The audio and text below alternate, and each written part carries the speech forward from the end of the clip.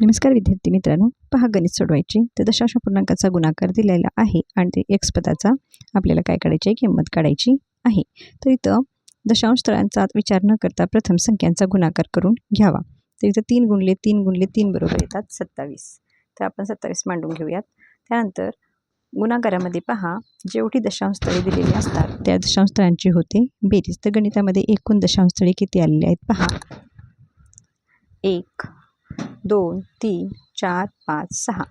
तर हा दशांश चिन्ह जे आहे किंवा हा पॉईंट जो आहे तो 6 घरी डावीकडे सरकतो. गुणाकारामध्ये बेरीज होते पॉईंटची आणि तो पॉईंट डावीकडे सरकला जातो. आता इथं किती घरं सरकणार आहे? 6 घरं सरकणार आहे. 1 2 3 4 5 6 अशा प्रकारे इथं हा गुणाकार येणार आहे. त्यानंतर आपल्याला एक्सची किंमत काढायची आहे.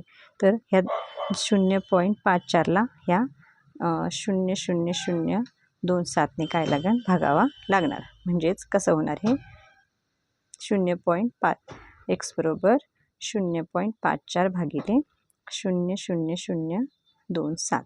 तर इथंही काय करायचं?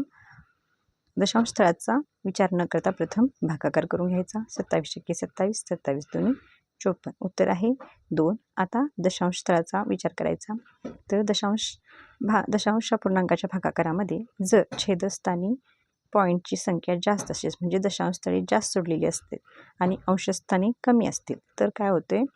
दोन्ही पॉईंटची काय होते? वजाबाकी आणि तेवढे शून्य उत्तरात दिले जातात. तर पहा, इथं आहेत 6 घरे सोडून पॉईंट आलेला आहे आणि इथं 2 घरे सोडून पॉईंट आलेला आहे. मग 6 + 4 किती झाले? 6 + 2 किती झाले? 4. तर 4 शून्य उत्तरात मांडण्यात येतात. 1 2 3 4 आणि याचं उत्तर मग काय येणार आहे? 20,000. म्हणजेच पर्याय क्रमांक 4 येणार आहे. फुल व्हिडिओसाठी तुम्ही चॅनलला व्हिजिट करून फुल व्हिडिओ पाहू शकता. तसेच मी दोन्ही गुणाकार आणि भागाकाराचे दोन्ही व्हिडिओ अपलोड केलेले आहेत.